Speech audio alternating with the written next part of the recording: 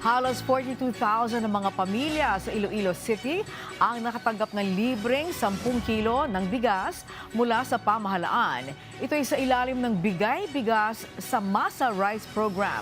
Silipin niyan sa sentro ng balita ni Marian Grace Erenieta ng Radyo Pilipinas, Iloilo. Laking tipid sa gastusin ni Nanay May ang natanggap niyang 10 kilong bigas mula sa pamahalaan. Napakalaking tulong sa amin kasi nakabawas ng 1 linggong budget namin, kaming dalawa ng anak ko. At siyempre, salamat sa ating Pangulo, nagbigay siya ng tulong sa atin ng bigas. Dahil din sa libreng bigas, may pandagdag na sa ibang gastusin si Nanay Elma, lalo't aabuti ng 1 linggo ang 10 kilo na ibinigay sa kanila ng pamahalaan. Mga 1 week naman siguro yan. At least malaking tulong na yan. Mahal ngayon ang bigas eh.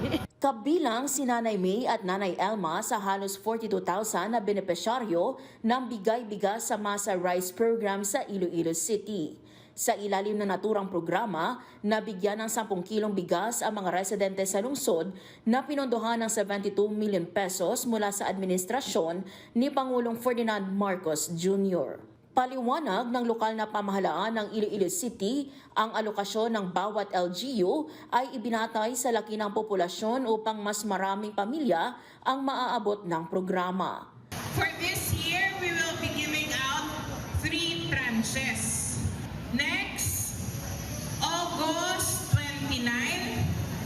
Next, October 29. Kay balan nyo, i-target natin according sa guidelines, 25% of the total population sa bugos na syudad sa Iloilo.